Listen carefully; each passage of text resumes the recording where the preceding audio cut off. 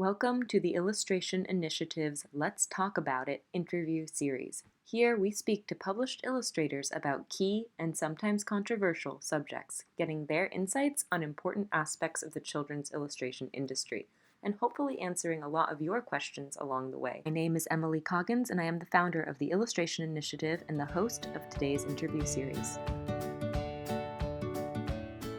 I'm here with Alexandra Bye. She is a best-selling New York Times and Amazon illustrator, and she is here to speak about her career in illustration, going from when she first got into illustration all the way up until what she has planned next. So, Alexandra, would you introduce yourself for a moment?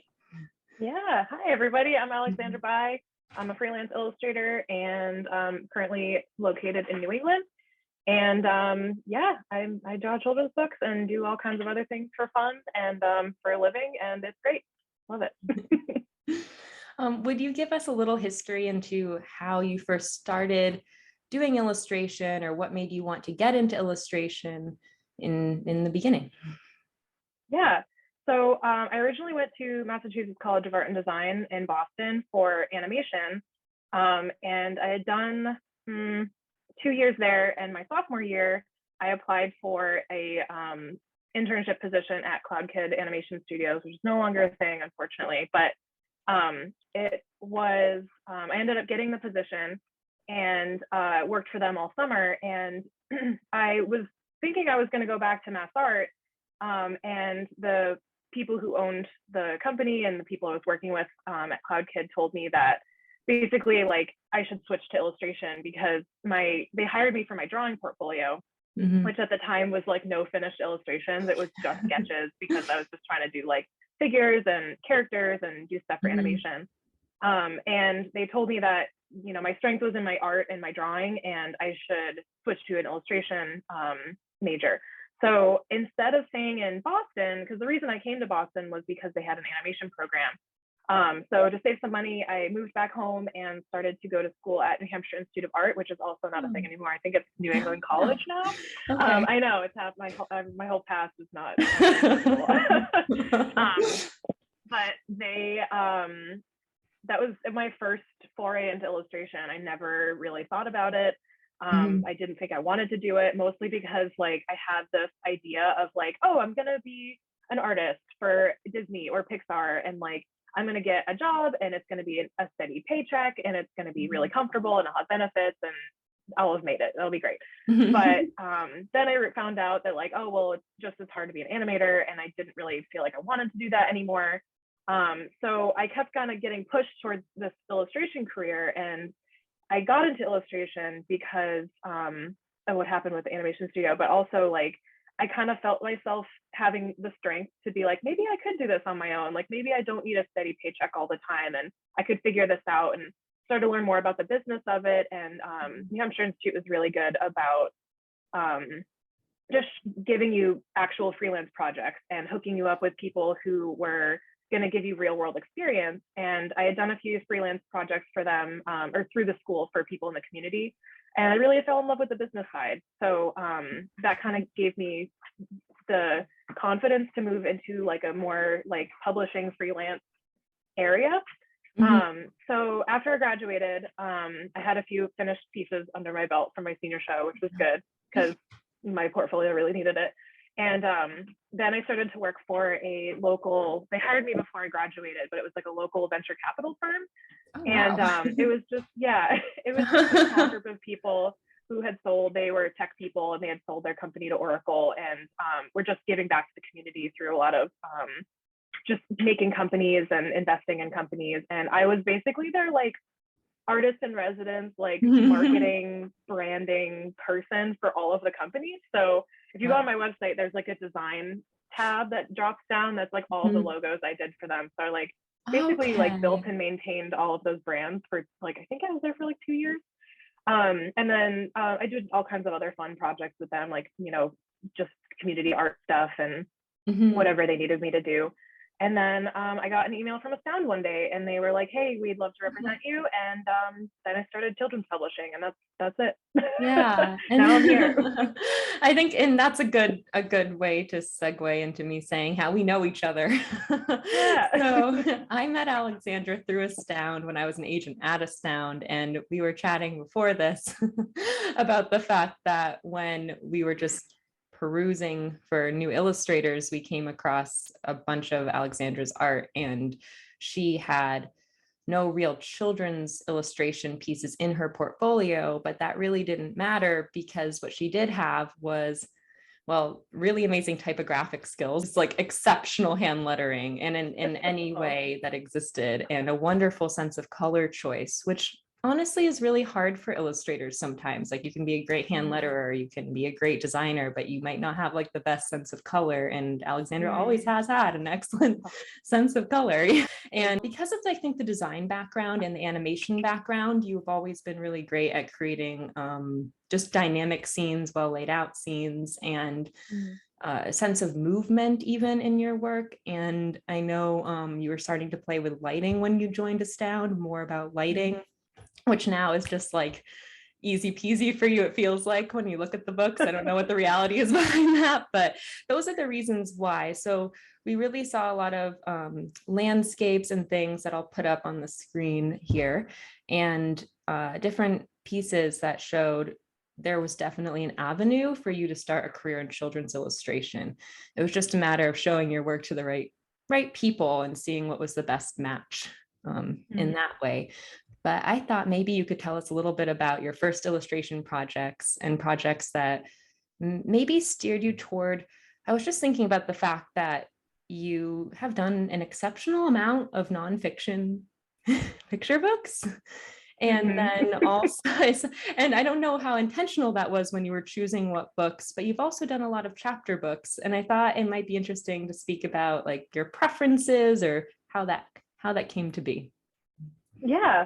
So I'll start with just my first few projects, because I feel like getting your foot in the door someplace is definitely like, it's the hardest part when you're starting out on your own. And you really want to prove yourself, you really want to do a good job. And I had the first two projects I had gotten were I had Gay History in 50 States, and then I had a Dorling Kindersley book, Ask a Scientist, and that was more like doodly kind of, it was a lot of layout on the design team's side, and I had just done little doodles like in between. So it was a fun book. And then I got The Only Woman in the Photo from Simon & Schuster, and I think it's Anthenium, the imprint. And that was like, I remember I was still at my job that when I had gotten that offer, and I was just like, so like, I think I had like a solid, I haven't had that kind of deadline in a long time, but I had like 6 months like to work on this book. 6 or 9, it was a really generous deadline. Like, I would say a fair deadline, but like nowadays I feel like deadlines just keep getting shorter and shorter. But I had spent like the first 2 months just like totally psyching myself out. It was like my first big publisher. I was like, it was the first time my name was going to be on the cover. Like, I was so nervous, and I just felt such imposter syndrome. Like, I was like, I'm not ready for this. I can't believe they chose me for this. Like, how did this happen? I was kind of hoping to have a few other books that like nobody would really see under my belt before I got in to do something with a publisher this big. And so I spent a lot of time just like dawdling around, self-deprecating, and then I just had to get the book done because it was due, and we just finished it.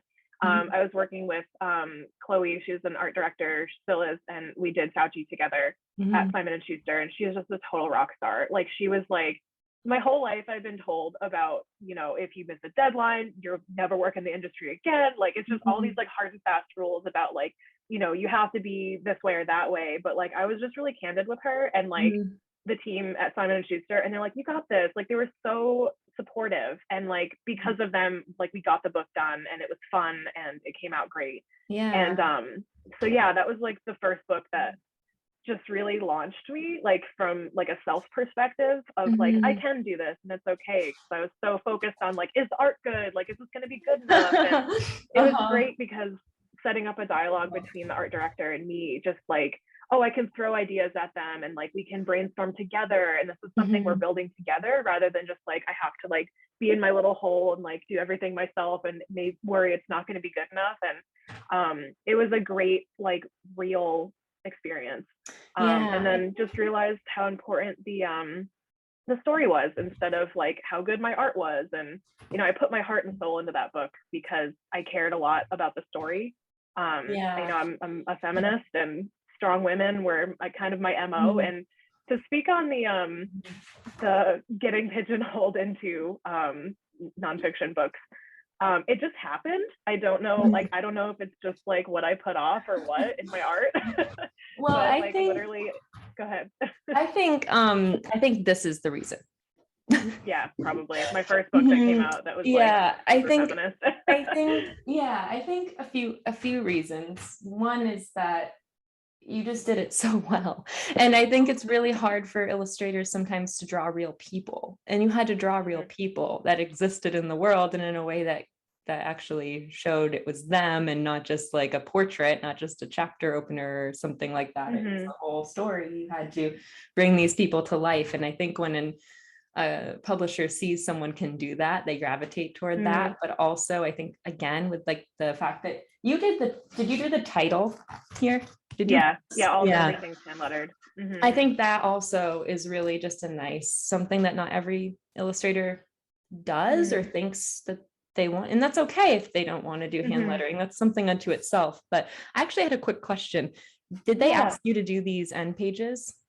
No, they just said do the end pages, and I just came up with that. So yeah, it's really cool. I just noticed that because it's not what's like the whole book is. But I also wanted to say, as you know, that this book is especially important to me because I am a graduate of Mount Holyoke College, and there's the whole Frances Perkins program because she was such an important part of that college.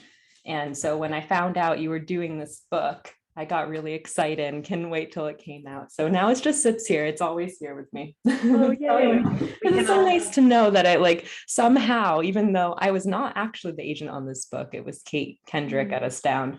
But she told me it was happening, and I just felt so happy that the agency that I had worked for also did a book that kind of actually meant something to me on a personal level. And also it's a really important story because I don't think people know, and if you haven't read this book or your kids haven't read this book, you should, because it's just so important to know how women did shape the start of this country and all these wonderful things, especially for the New Deal. So that's kind of like a hidden story, I feel like. It really is. And like now that I've told it, and like I also did for Candlewick, it was the Leading the Way book. She's in that one as well, because it's just women who shaped our country and everything. Oops, my headphones are gonna die in a second. It's okay. And Hillary Clinton, did Hillary Clinton have something to do with that book, or did she just do like an opening quote? She wrote the foreword for it. She wrote the foreword. Okay. Yeah. So but now that I know Frances Perkins' story, like I feel like she's like everywhere, but like like she says in the book, like she's not a public person. Like she was just all about the work, getting it done, and she's like, I don't care, I don't need to be immortalized. And I also felt like doing the book was kind of like going against her wishes, because she's like, don't take pictures of me or whatever. But I'm like, Frances, people need to know this stuff. Like, I'm sorry, but the story has to be told. And kids have to know. Kids have to know what happened, and they need to feel inspired by someone. Exactly. And that's important. And Frances's story inspired me a lot, because I was feeling a lot of self-doubt, and her just doing it because it was the right thing to do, and stopping at nothing because her morals were in that way. And I was really scared to use my voice because I felt like it didn't matter, or I wasn't good enough, or nobody would listen, or whatever. Like that, illustrating that book taught me to use my voice and be stronger, and just do the right thing and work really hard to do the right thing. So it was definitely like a huge pivotal time in my life to learn her story and be able to be a part of telling it. So yeah, definitely. And so I think after this book you started to get a lot of different offers, right? After this one, you started to get a lot of different options. Some of them are behind you, you can see there. And I know a lot of them were with Simon and Schuster, but you work with a variety of publishers across the country and the world, I guess. Is there yeah, as you went into the nonfiction world, do you enjoy the nonfiction stories, or do you feel like you like fiction and nonfiction equally? Yeah, I think that nonfiction was able to kind of give a weight to my work, because when I graduated from college, I didn't really know why I was making art. Like I was making things because they were pretty, but I didn't really. Sorry, I'm just plugging in my other That's headphones okay. because these are going to die shortly. And then you just hear my dog like throwing his ball around because he wants to play. That's okay. um, I didn't really know why I wanted or why I was making art. I just knew that like I loved to draw, and that was slowly becoming not enough for me. So doing the nonfiction books were a way for me to kind of give purpose to my artwork. And they kind of showed me the importance of storytelling, because I feel like all through art school, at least in my experience, I didn't have much instruction of people telling me like to do stories. Can you still hear me? Yes. All right, I'm just gonna switch really quickly because Okay. Okay, so anyways, I felt like I know back in the middle of the story.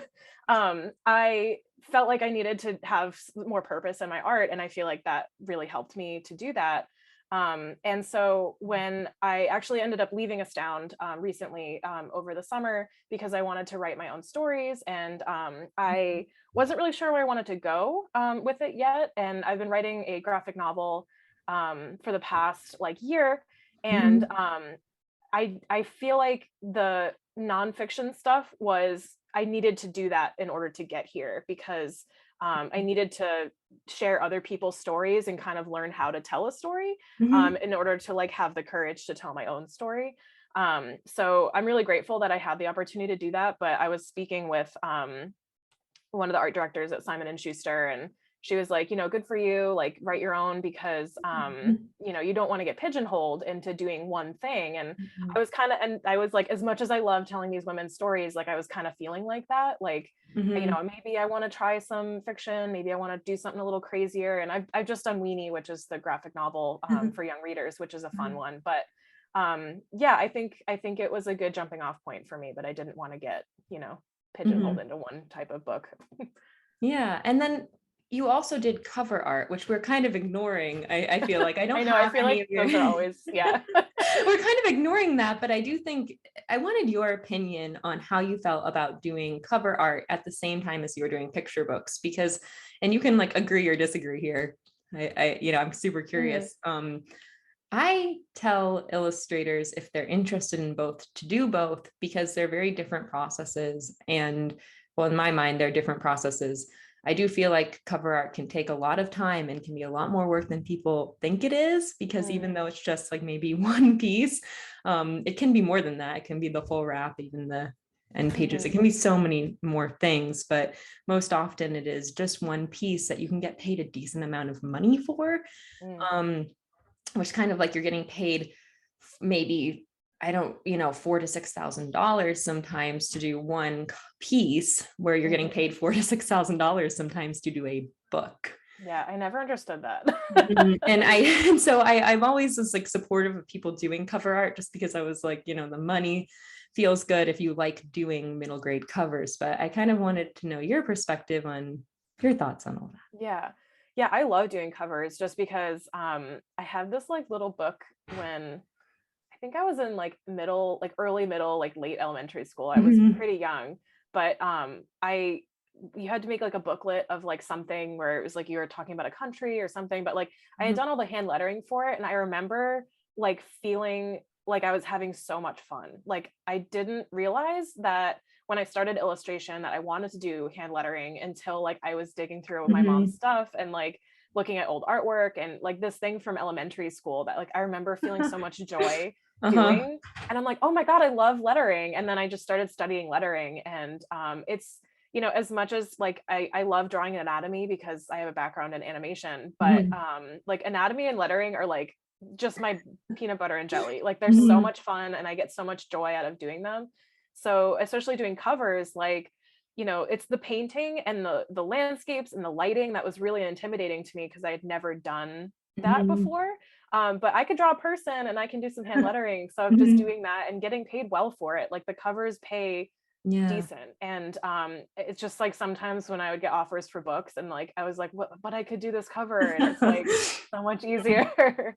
But I do love the covers too, because they're a lot the deadlines are much longer. So whereas you're like really steamrolling forward on children's books, and it's just like every day counts and you have to get your work done, and it can be a really stressful process. The covers are like, oh, you could do 2 months on the thumbnails, and then you could do like 2 more months on the sketches, and then they're like, well, just take 3 months for the color. It's like so much chiller. And then like I'm working on one right now, it's miracle season, and they've released the cover, but I still have to do the back cover. Yeah, I still do the back, and like they haven't even asked me about it yet, and I'm just like, this is so nice. Because like for children's books, it's like literal like staying up late, working weekends, like trying to get it done.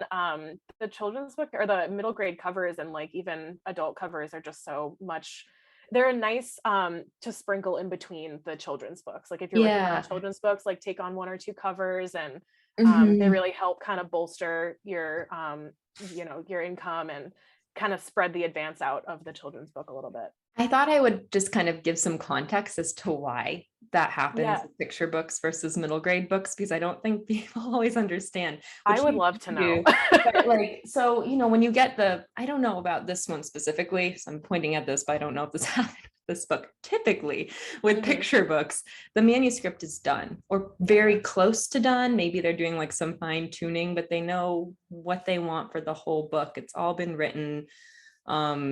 We're more working on the illustration is kind of the final piece before like layout and print. And with chapter books, they often give you the cover. They do the cover when they know they're going to do the book. Okay. They've decided it's real. They're going to publish it. They know, but they are doing so much work on the inside of the book still. The text is so much longer. There's so many more words. It's just a much longer process. And I don't know if your chapter books ever had like the internal spot arts. No, I've always wanted to, but I haven't yet. So even though there's a cover, right, done, they'll give it like, this is a advanced reader copy, just kind of like a mock-up, but this is like their holding space, because the art isn't done, because they're not done editing the manuscript. They don't need it yet, and that's why like the backs and such, like they're just not as, it's not a rush. It does sometimes suddenly become a rush if the authors finish, because then sometimes they want to move it up a season, or sometimes they're like, actually, no, we did want to hit that date. And, so sometimes it can become a rush, but I think it's mainly because of the text and the process on that side. That makes sense. Yeah, the one thing I love about the covers too is like a lot of times I'll get like the manuscript that's like obviously not finished, but it's kind of like the first like 10 chapters or just a part of the manuscript that I can kind of like get an idea of what I'm drawing. And I love when they send manuscripts, because then you can kind of like get inspired by it, and then and even if it's not finished, it's like a really good idea just to get the gears turning, and it's just fun. But that makes sense that it would be like that. Yeah, and it's usually in a really good state, like by the time you get it. It's like they know the beginning, middle, and end. It's just more like little bits. And then they're coming up with their whole publicity scheme for it as well. But I think, I always enjoyed when illustrators did chapter books, because I also got to read the manuscript. Oh yeah, I know, it's so fun. It's so much like such a little treasure.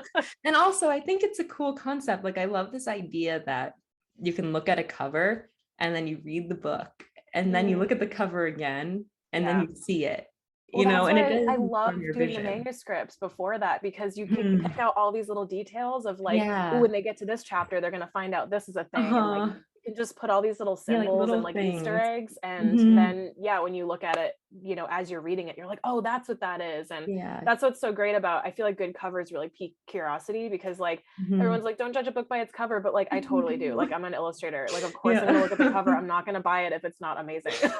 No, it's true. Yeah, like as much as we all like, well, I'm such a good person, like I don't judge a book by its cover. Like when we're talking about books, like don't do that about people, but like books, yes, I will be judging that. People know books 100%, because look at all the effort and work that goes into those covers. They're very important. Well, I'm glad to know you enjoy doing the covers and the picture books, and it's just really interesting. They're fun.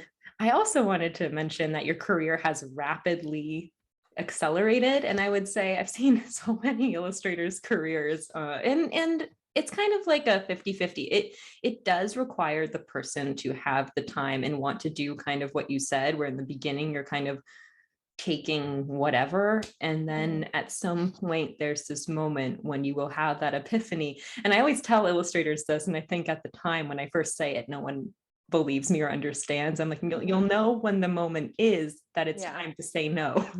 You might notice it a little late, but you'll know when it's absolutely time. And I wanted you to maybe give illustrators who are new and they're not quite there at their career yet, that once your career really starts to take off, because we're all really positive that it will go as well as it has for Alexandra, that you know a little bit of what happens at that stage and like the decisions you can make at that stage.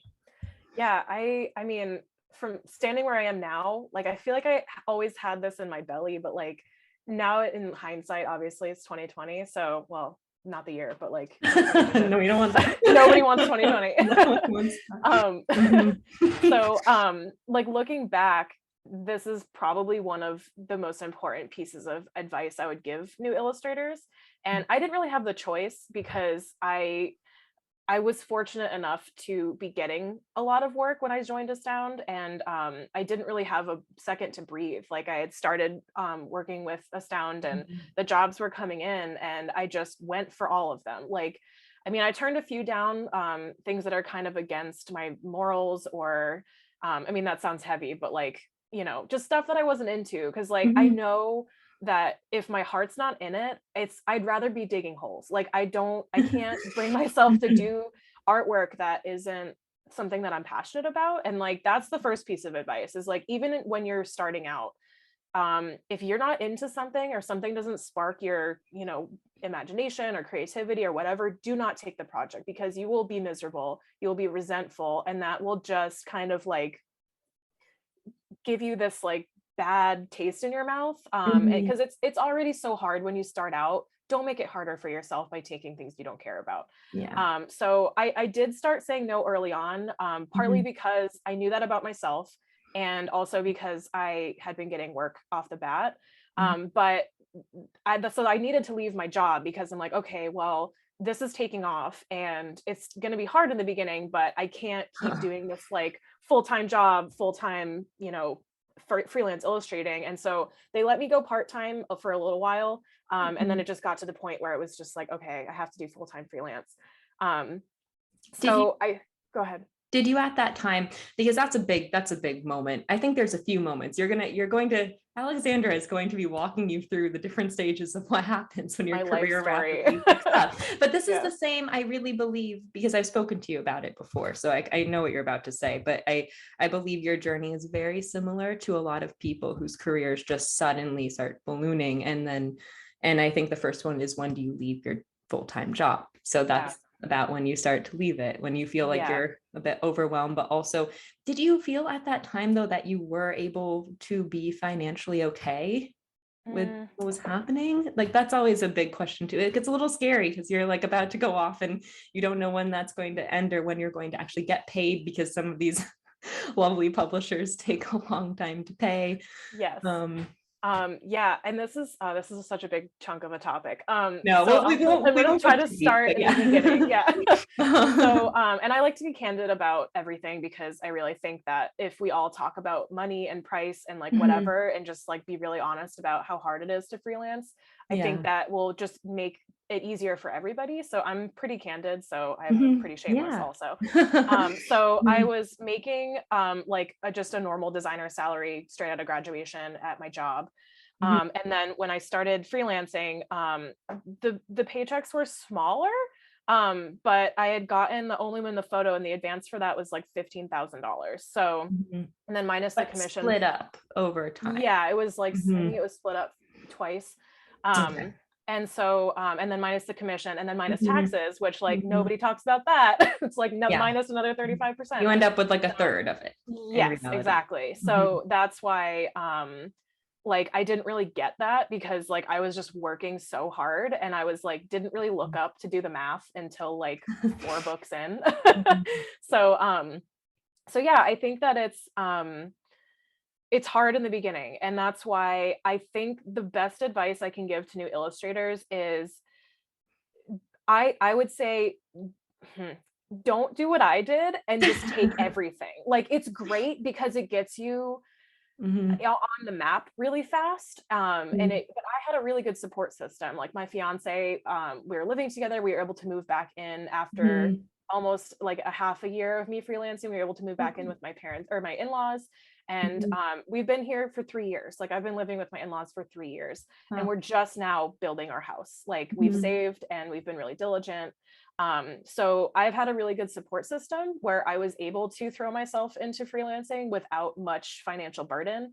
I was able to pay off a lot of my debt while I was living here and not having a rent payment. But if you have a rent payment, if you've got bills, if you don't have as much of a support system and you're kind of on your own, I would say, I don't know what would be faster to an area of success. I think looking back, I would say keep your job. Only take projects that you just make your heart sing. Like, I mean, I started off taking a few projects that I was like, okay, yeah, this could be fun. I don't think there's a wrong answer. I don't think you can take every project that comes your way and you'll still make it the same place. If you take things that only matter to you and like it's very far and few between because you're still having a full-time job, you will still get there, but it's going to take a little bit longer because you're not just like throwing your whole self in. But I don't think there's a wrong answer. So yeah, I feel like that looking back, I was in a position where I could just, jump off the cliff into the fire. And it worked out because I didn't have a rent payment, and our school loans, I basically just had my car and my school loans and my phone to pay. And I had a partner who had a really good job, and we were able to eat, and we have a roof over our head because of our family. So I think you really need to assess, like, as much as I want to tell you, like, yeah, man, go out and get your dreams, like that's not realistic. No. And I think this whole thing, because like I have a New York Times bestseller, I have 20 books under my belt, and I've been doing this for 3 years, and I still haven't made it. Like I still had to kind of take a step back and be like, okay, I'm not making quite enough for me to have a family in 3 years. What do I need to change? So it's just a constant, like, you have to keep stepping back and like, okay, what's going on? What do I have to do? Am I being true to myself? Am I happy? Am I healthy? Like, it's not going to be easy, and you have to do what's right for your situation and your family. So yeah, and I think I agree with everything you're saying, and I think it's important people hear it. Because I don't think people know what to expect as this happens. It looks very glamorous on Instagram. We're like, I'm an illustrator, it's fun. You're like, look at all these beautiful books that I've done. It's really hard. I think different people have different experiences. While your foray from like, not having illustrated children's books to having best-selling art books was very quick, I think it was also very niche. And that might have been because of what you were selecting, kind of, or it might have been because that clearly was what you were good at. Also, like when you start creating different pieces and then you start sharing them, that's what publishers see, and they're just going to give you that. So I always say, if you want to do a book about a hot air balloon, you better be drawing hot air balloons, because otherwise it's going to be hard to happen. If you're drawing books about, wonderful historical women, you're going to get a lot of wonderful historical women books. It's just what happens. So like, while you might get lucky like Alexandra and be able to do a lot of different things and get those books quickly, it also might be different. Like you might not find your niche so quickly, doesn't always happen. And then you might get very random projects. And then at that point, you have to decide, do you mind doing this for a year? I think it takes usually about 12 months to get where Alexandra got in about 4. And so I think it's important to know that that's not totally normal. You shouldn't expect that this is just going to boom, boom, boom happen unless you have a really solid portfolio and some like extra skill sets, like the typography and lettering thing. You have to have extra skill sets to do that. It's not just any illustrator would do that. Or you come with some pre-existing children's book portfolio in your work, and then you might be able to kind of go there. But and then there's also different budgets for different publishers, as I'm sure everyone's aware. So you have to make sure you're saying yes to the right publishers with the right budgets. So yeah, there's so much, and we could have a whole other conversation about this, but it's important to realize that, yeah, the payments don't just magically appear. You don't get $15,000 in your bank account on day one. It comes in stages, and you get parts of that. And then like agents and all that all comes into play as well. But I think it's really important to hear that and to understand that. And I guess the next question would be, you did talk about how you wanted to become a writer yourself, and that you're working on your own books. I'd love to know more about that, like what your plans are, what's happening now in regards to that part of your career. Yeah. So, I mean, I feel like as I've grown as an artist, I've kind of gained confidence and courage and just skills. You come out of art school, you learned how to draw in art school, but you didn't learn how to do business. You didn't know how to network. You didn't know how to, I mean, and some people might have had different experiences, but I feel like I had no idea who I wanted to be or what I wanted to say when I was in art school. I think there are a lot of, like, especially fine art people who, that's the name of the game. You're making art that says something and it means something. And when you're an illustrator, like, that's the difference between fine art and illustration, is like illustrators make money. Like, you're doing this to sell something or tell a story, or you're being hired to do a service. And I was fine with that when I first graduated. And I knew that whatever was meant to happen for me would unfold eventually. And it totally did. And, you just have to keep listening to your gut and listening to your heart and being like, okay, maybe I want to do this, and maybe this didn't work so well, so I'm going to not do that in the future. I like this kind of project. Don't like this kind of project. And so I learned a lot about what I wanted to do with each project. And like, I've had some books that were absolute, like, not a good time, like very bad times. And then there were books that were like, oh my God, life-changing. Like, I wish I could do that again. And none of them were failures. Like, they were all such amazing learning experiences. And I've done 19 books now, and it's just gotten to the point where I'm ready to say what I have to say. And I don't want to say that I've been hiding behind other people's stories, but I feel like I've just been kind of being inspired by them, learning how to tell a story effectively, figuring out what works in the industry, and what doesn't, figuring out who I am, and trying to have the courage not to change myself in order to conform to the industry or whatever.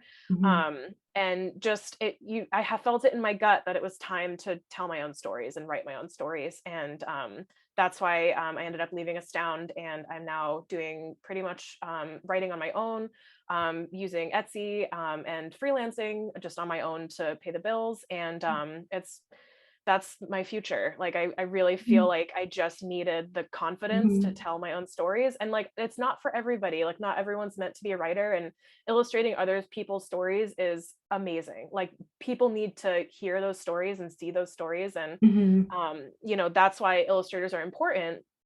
But me as a person, like, I just feel like writing is the next step for me. And I've been getting a real kick out of it. Like, it's been like, I was feeling like the last project I finished for freelancing, like with the agency, I was just like, my heart just wasn't in it anymore. And like I said earlier, like, if it's not in it, like, I'd rather be digging holes. Like, I would rather be doing anything than illustrating something that is not my best work. Like, I can't give somebody something if it's rushed, or I just don't have the spark, because it's not going to be that good, and I'm going to be ashamed of it. And like, there are a lot of books that I had the spark, and I'm so proud of them. And other people can feel that, like, they can definitely see that. So it was time to make a change. And I'm working on a graphic novel that's about how mythology and stories can be a weapon or a medicine, especially for women. And just like, a lot of our mythology is very patriarchal, and how that kind of subliminally gets into our brains as women and just people of the 21st century. Even though we know that they're, not great, but, just having more representation in mythology and stories and a lot of religion and stuff like that. I'm tackling that in this, just from like a personal perspective. So my own story. with all that and how it's affected me, and then how I came out the other side. So yeah, that's really cool. Oh, I'm so excited. oh good, I'm so excited. You'll have to give us updates as yeah, I'm go actually along. posting on my Patreon. There's going to be a lot of, I'm posting like character sketches and doing a lot of writing prompts, and I'm actually going to be starting to do a lot of like journal comics to just kind of suss out these stories from my past, and how maybe fit them into the comic and the graphic novel. So it's just a kind of a work in progress right now, because I've never done even a graphic novel like this before. Huge So undertaking. it's a lot of, like, I did Weenie, and that was for young readers, so it's like 3 panels per page, but this is like very, you know, heavy. So but I'm excited. It's going to be fun. It's been just a total blast. So I've been fitting that in where I can, and I feel like my heart is full again. So it was definitely the right time to move forward on that. So yeah. And we'll link to your Patreon as well here. Thank you. Yeah.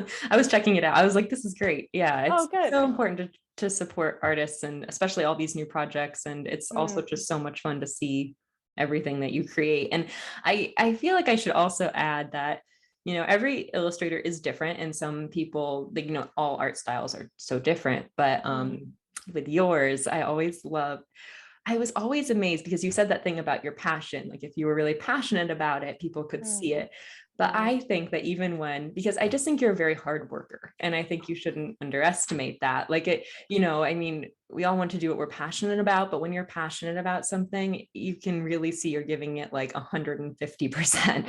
It's not even 100. It's like so far past. And even like the first book that I ever saw that you did, which was the Race Around the World book, with me as an agent, I remember seeing the spreads, and they're just ridiculously detailed, and like there were ocean waves, and they were like fully flushed out. Like, everything was so cared for in every piece of the book. And it wasn't that well paid of a project, and it wasn't necessarily going to see that much of a light of day, and you didn't care. You gave it your full attention. And I think, like, when you are starting out, allowing yourself to use those beginning projects to explore how far you would want to go with an illustration, and like letting it kind of be interesting, and then after that, doing exactly what you said, starting, like, say no, just start taking the passion projects, so you can really devote that energy to the right things in the right amount of time, so that you're not overwhelming yourself. Because I think you were kind of saying this, like, you just hit a point where you are just more overwhelmed than passionate. And it's a problem. And that's the moment that you do what you just said. You reassess and see what you want to do next, which for you is writing and create, and still illustrating, but in a different way, maybe, or for different things, and just taking yourself to the next phase of life. Because I don't think we're in the world of maybe our grandparents, where we work in the same job from high school through to retirement. Like, constant adaptation and pivoting, and just like adapting to anything. Because I mean, I good advice that I've heard from a lot of illustrators and creative people is like diverse income. So like, whatever you can do to diversify your income, because you never know what's going to happen tomorrow. Like, we just started a YouTube channel, like, and it sucks because, like, oh God, I want to be NCYF and just like paint 4 paintings a year and like live on a farm and just be fine. That's not the reality anymore. Like, you have to have courage, and like, you have to just, you have to really want to do this, because like, I can't sit here and say that it's been easy at all. Like, I've given up holidays, I've given up more weekends than I even care to share. Like, my family has just started seeing me for the first time in like 3 years, and like, there have been sleepless nights, and like, my just stuff that I've sacrificed because I had to do this for myself. But now that I've reached a point where I'm like, oh, I've been working way too hard, there's more to life than this. Like, I've realized that like, I can do what I want and do what I love, but also still take care of myself, because that's important. And like, I don't want to tell people like, you have to kill yourself to do this job. I just did, because that's my personality, and I'm very intense. Yeah. It's not easy, and you could try. I mean, I think that's all that matters, is that you try, because you could lose your job anywhere. Like, you know, when we first moved into our apartment 4 years ago, in Manchester, we, you know, my fiance lost his job because the company moved to Chicago, and like, we're like, we don't really want to move to Chicago, so we were unemployed for a bit. I had my job, and then like I ended up leaving that one and started freelancing. Like, it's just nothing in life is certain, and like you couldn't lose your job even if you were at a corporate position. So my mentality was like, well, if I'm going to be working this hard, I might as well try to do something I love. And that was my mentality, was switching, leaving my agency and trying to start to write, was because, I'm like, I'm working really, really hard. Like, I might as well be doing something that makes my heart sing. And like, I have the benefit of retrospect to say that. And like, I've done a lot of stuff that I didn't want to do just to pay the bills, or just to, get my foot in the door, or just to learn something. And those were all really valuable, but they've gotten me here. So none of it's wrong. There's no wrong way to do stuff. You're going to have to work really hard. But just make sure you're staying true to yourself the whole time, because that's what really, I think, people can tell when you make work that matters to you. It does. Yeah. I guess, are there any projects? I think you spoke about the graphic novel that you just illustrated, but are there any other projects that you have coming out in the next few months, or that you're finishing, that you'd like to share for us to keep an eye out for, other than your own project? Yeah, I know. That one's going to be a while though, because I have no idea how that's going to go, but the story's still being written. But I have Weenie is... the first Weenie came out in October. Yes. Oh, it's so cute. Oh my gosh.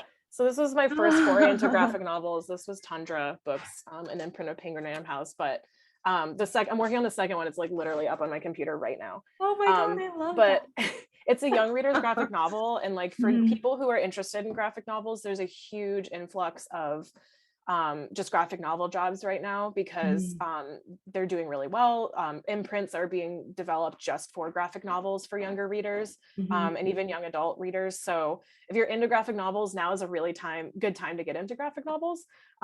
So this one, I'm finishing the second one, and then I also have a book with American Girl coming out called Who's That Girl? And then my fiance and I started a YouTube channel about creativity. So these are my last two projects with Astound. And then I was like, okay, well, I really care about the artistic community and the creative community. And my fiance, Alex Turigny, he's a photographer and a videographer and an animator, and also a designer. He's a multimedia designer. Okay. So we both wore a lot of hats over our career so far, and we have a lot of different perspectives that we want to share and learn from other people as well. So we started it as a way to just like create a community of people who just wanted to make stuff, and just because it's fun, and because it's a hard way of life to be a creative person. And a lot of times there's a lot of self-deprecation and worry, and like you don't really know where to go for information. And that's why I'm so happy the Illustration Initiative exists, because there's really not a lot of people you can go to for advice, especially in the illustration industry. But just being a creative person in general, people think they have to be like Picasso or some amazing person to do art, and that's not true. Just have to make art, and like every time you make art you get better.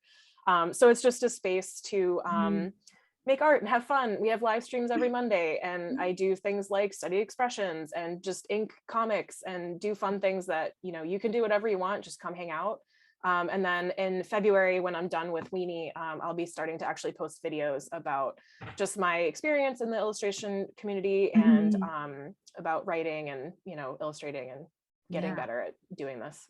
That's really exciting. I think everyone will want to see that and take part in all of that, because like you said, it's not just you. I feel like you were one of the first ones in my community of artists who was like, I just want to start reaching out and creating things with others and being really supportive in this community, because everyone is really kind and wonderful in the children's book industry in general. There's, the exceptions, but I feel like it's a pretty friendly environment. But I do think with social media and all these different tools, we can be like more connected, and that's really, really important. But I also heard from another illustrator recently that their 2022 goal was to create more, more community and more collaboration. And I just think if we can, use these resources and actually connect in those ways, and like, follow Alexandra.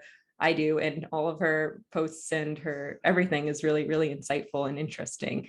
And I can't wait to see the journey of your house being built as well. I'm very excited personally. Yeah, that'll be on there. I know. Me too. I'm so excited.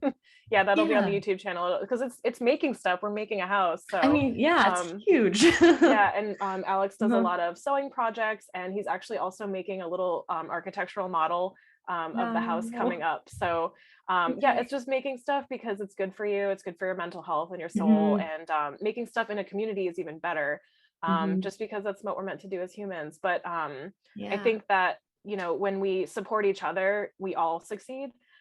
Like when I was in college, like there were professors always trying to get me to like compete with other artists, and I'm just like, just like, we would just look at each other like, what? Like, no, I love you, your artwork's amazing. Like, it's just so strange because like one illustrator isn't gonna conquer the world. Like it's not like there's enough to go around. Like truly, like I promise you, everyone has a space here. Yes, there's plenty. And I think that if we all support each other, it's only going to benefit, because I think what's wrong with illustration as a job is that nobody talks to each other. Like nobody talks about pricing, and there are a lot of illustrators now that are being really candid about pricing, and I hope to be one of them once we start launching videos on YouTube. But it's important because then you have a little bit more of an understanding of like what's normal and like where are you standing, and like should you ask for more, and you know, you have a little bit better of a value of yourself, because when you start out and like, you know, you're doing logos for $200, like, but you got to ask for more. Like, and I've had illustrators reach out and like other creative people, like, you have to charge more, like on your Etsy, like this is crazy. And like, you don't know until either somebody tells you, which is pretty rare because people don't like, oh, it's just such a steal. Or, you know, you talk to another illustrator, like, hey, how much are you making? And like, hey, what did you do for this? And, you know, I've reached out to illustrators just like cold turkey and just been like, hey, what's going on? Like, what's your life like? And they're just like really nice. And just, that's how I've been able to move forward, is, you know, having conversations like that. And I think that just raising each other up is the only way, because we don't have a union. Like animators have a union. Like we don't have anyone to be like, oh yeah, you should be making this much. Like we have to kind of stick together and be candid about stuff. And as much as we really want to be proud and be like, oh yeah, I'm totally fine making it, everything's great, and you know, I'm succeeding, like behind the scenes we're all struggling. Like not in like a bad way, but like it's hard, and you know, it's not always easy. And I think that if we're more honest about the struggles, then we'll all do better tomorrow. So definitely. And to your point about the creating, just to create and keep yourself fresh and all of that, that's something that I personally, in my own business for the illustration initiative, am always encouraging. I just think that the biggest trap I've seen illustrators fall into is just doing only paid work. And I understand it's so hard to balance the paid work with your fun work or your own work. But I think it's important to just find a time, even if you have to like put on your schedule from 1 to 4 on Fridays, you're not available. Yeah, that is like so important. And that's what I ran into, because I was taking on so much work to pay the bills that I wasn't doing art for myself. And I think that's a really good way to lose yourself. And before you know it, you're resentful. You don't have any kind of inspiration. Like, I mean, I have my anatomy, I study anatomy every morning. I try to get out and do painting studies, because if you don't study, or if you don't practice, or you don't go out and live your life and like create memories and experiences, like what are you going to make art about? Like what are you going to draw from? You're just going to stagnate and keep making the same artwork you've always been making, and it just gets tighter and tighter and tighter, and like you're like, oh my god, I just need to loosen up and get out and live my life. And I think that's why making personal work is so important. So in the beginning too, like don't jump right into the fire, because you really the whole way you have to give yourself time, like even if it's just a half an hour a day, just to do some sketches or explore, or put some music on, and you know, just remember who you are as a person. Like holding on to that is what's going to get you through this. Like it's you have to hold on to that. So, or join Alexandra's sketch nights. We're just drawing together. It's just a really good excuse to be like, no, shut everything off, we're drawing now together. So yeah, Mondays at 7. So at Tandem Bike Studio. So I guess you're gonna link it. But I'm going to link it for sure. But just to wrap this up, I know you've given so much advice over the course of this whole conversation. Do you have anything else you want to say to artists, aspiring illustrators, or? Yeah. My cousin is I think she's in middle school, and she decided that she wants to be an artist. And I'm like, that's great. She's like, what kind of advice do you have? And I'm like, just draw all the time. I don't care what you draw. It can be crap. Like, I don't care if it's like, I have these really like these Moleskine notebooks that are just, I throw in my bag. Like, they're so crappy. And like, I mean, they're nice and, you know, obviously cost money, but like, they're not like a leather bound, like nice, like get yourself just a crap sketchbook, make some terrible art, because you have to just draw everything all the time. Like, I have tiny sketchbooks that I bring with me when we go to breakfast in the morning that I just like, and I'm never going to post those, but like, you have to keep doing that because that's how you get better. And my cousin, who I gave that advice to her, like, I think 2 years ago, she is crushing it on Instagram. She posts like every day. They're always like, and she's getting so much better. Like, I love to see her progress because she didn't let herself get in her own way. Like, she's just drawing and she doesn't care what they look like, and they're incredible, but like, she's not stopping herself because like, oh, I might as well just not draw because none of my drawings are good. Like, that is the worst thing you can possibly say to yourself. So no matter where you are in your career, you've never made it. Like, art is something that you practice until you die. Like, it's just, you never know everything, and you're always constantly like, you have to just keep drawing and keep a sketchbook and just make some bad art and stop taking everything so seriously. Yeah, so. No, it's really, yeah, it really is. Like, even, yeah, I 100% agree. Just draw, and try different things and try different techniques and push yourself, and then yeah, things will kind of fall into place. I really do believe that if you give it the dedication. Yeah. Thank you so much, Alexandra. I really appreciate you coming on and speaking with me. Yeah, and we're so excited to see everything you're about to do in the future and in this coming year, and we'll keep an eye out for all of those projects. So thank you so much. Thank you so much for having me, Emily. I'm really excited for what you're doing as well. I think it'll help the community a lot. Thank you. Awesome. Bye. Thanks. Bye.